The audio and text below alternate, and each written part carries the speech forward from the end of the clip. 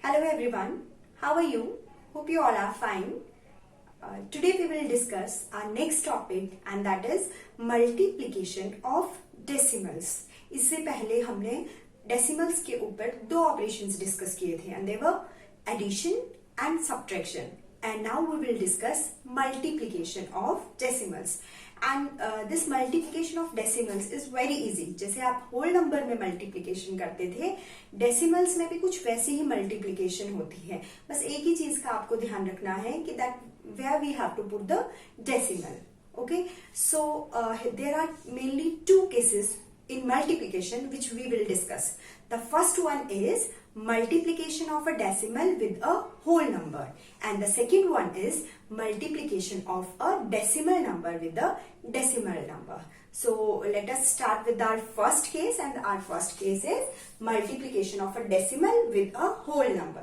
अब उसके लिए मैं आपके पास सामने एक छोटा सा एग्जांपल लूंगी. The example is suppose we are going to multiply 2.5 multiply suppose 5. Okay, so here we have one decimal number and the another is whole number. So how we have to solve this? So what we will do, we'll take the number without decimal. अगर suppose 2.5 में अगर decimal ना होता तो हमारे पास क्या number होता 25 और 5 ये तो already without decimal है. So we will multiply 25 by 5. Okay, what we are doing, we are ignoring the decimal. हम डेसिमल्स को इग्नोर कर देंगे और उसके बाद वैसे ही मल्टीप्लाई करेंगे जैसे हम होल नंबर की मल्टीप्लिकेशन करते हैं. सो अब ये मल्टीप्लिकेशन तो आपके लिए नई नहीं है. You can do it easily. 5 5 is 25, 2 carry, 10 on 2, 12.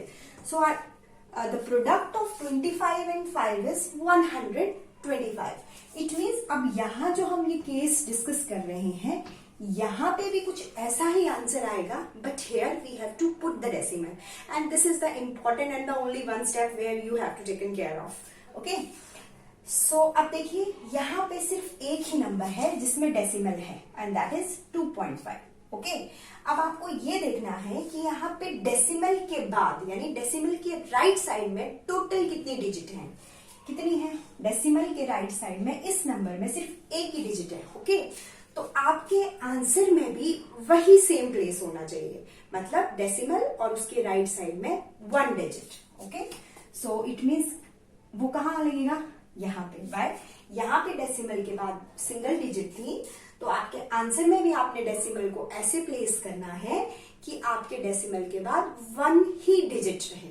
Okay, तो उसको काउंट कहां से करना, हम करेंगे लास्ट प्लेस से. मतलब राइट साइड से लेफ्ट साइड को हम काउंट करेंगे. जैसे यहाँ 1 डिजिट है तो हमने 1 डिजिट छोड़ के डेसिमल लगाया है. Let us take one more example. Suppose we have a number 0.03 and we are going to multiply this number with 123. Okay, so what we will do, we'll take the numbers without decimal और 123 without decimal है और 0.003 अगर decimal ना हो तो 003 होगा और उसको हम क्या लिख सकते हैं direct 3. Now will multiply 3 3 is 9, 36. Okay, so the product is 369. 369. अब फिर से आपको देखना है कि जो डेसिमल नंबर है उसमें कितनी डिजिट्स हैं after decimal. So this is the decimal number and there are 2 digits. Okay, here we have only 2 digits after decimal. अब आपकी बारी आई डेसिमल को आंसर में पुट करने की. तो आपके पास 2 डिजिट्स हैं डेसिमल के बाद तो आपके आंसर में भी डेसिमल के बाद 2 ही डिजिट्स होनी चाहिए. तो हम यहां से काउंट करेंगे 1 2 and then will place the decimal here. So our answer is 3.69.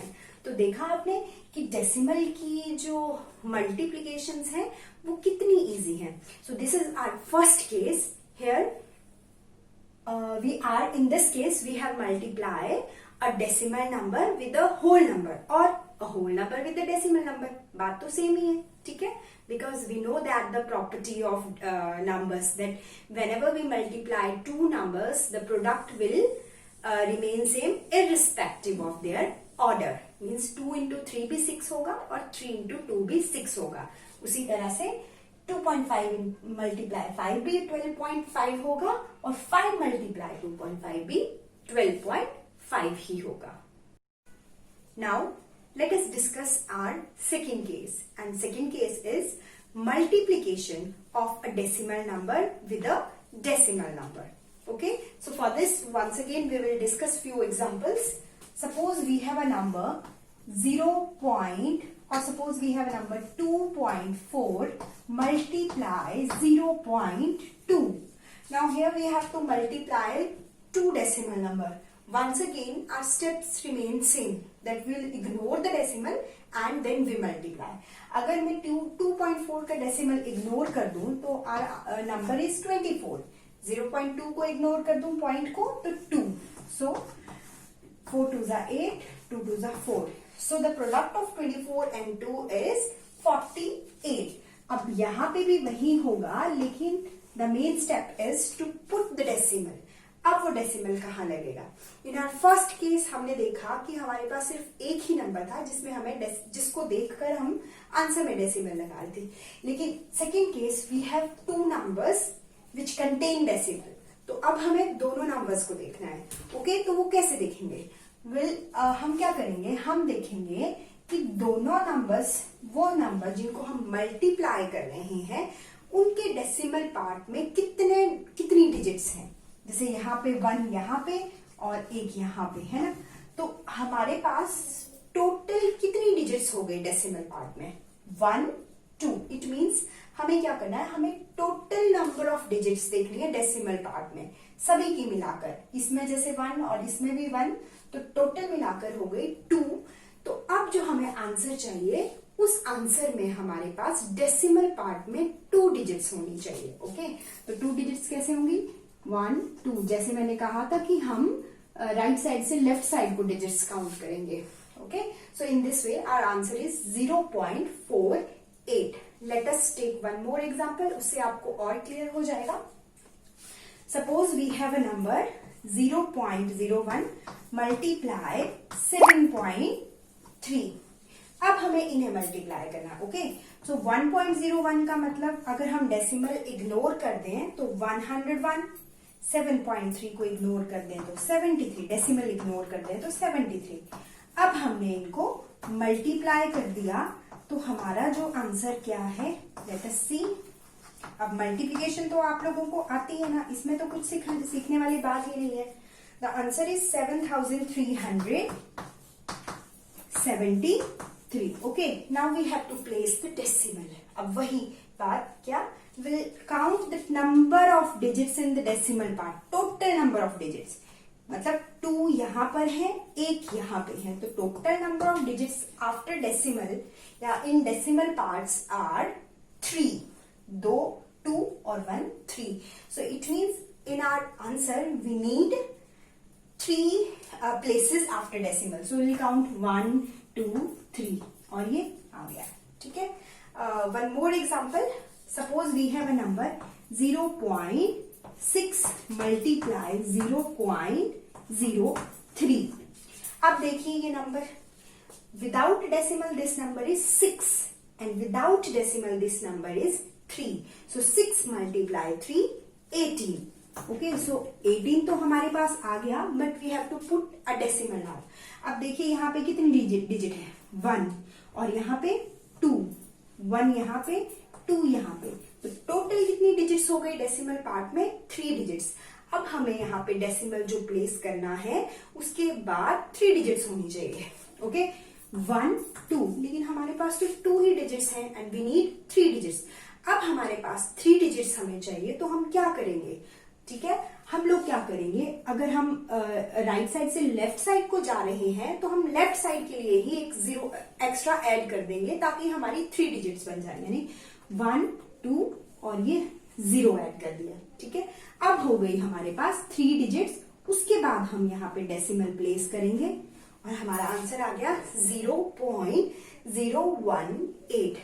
ठीक है, क्या किया हमने? देखा कि डेसिमल पार्ट में यहाँ पे 1 डिजिट है, यहाँ पे 2 डिजिट्स है और टोटल हो गई 3 डिजिट्स. क्योंकि हमारे पास यहाँ पे 3 डिजिट्स नहीं थी तो हमने लेफ्ट साइड पे एक 0 लगाकर डेसिमल के बाद 3 डिजिट्स बना दी. Okay, So this is the way to multiply a decimal number with a whole number और decimal number with a decimal number.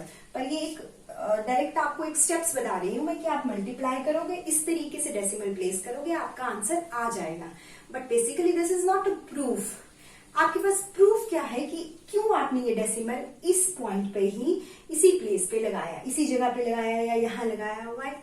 So let us prove. आपको ये सॉल्व नहीं करना है, पर आपको पता होना चाहिए कि व्हाई वी प्लेस हेयर और हेयर द डेसिमल. ओके, सो ये स्टेप्स हम, जैसे सपोज हमारे पास यही क्वेश्चन है 2.4 मल्टीप्लाई 0.2. अगर हम इस क्वेश्चन को क्यों हमने डेसिमल जो है वो 2 डिजिट बिफोर लगाया, ये आपको पता होना चाहिए ये कैसे आया. ठीक है, तो कैसे पता चलेंगे, देखिए अब 2.4 हम वही स्टेप्स करेंगे जो हम ऑलरेडी जानते हैं. हमने फ्रैक्शन नंबर्स पढ़े हैं, हमने डेसिमल के बारे को कन्वर्ट करना सीखा है, डेसिमल नंबर्स को फ्रैक्शन में कन्वर्ट करना सीखा है, और उसी बेस पे हम इसको करेंगे.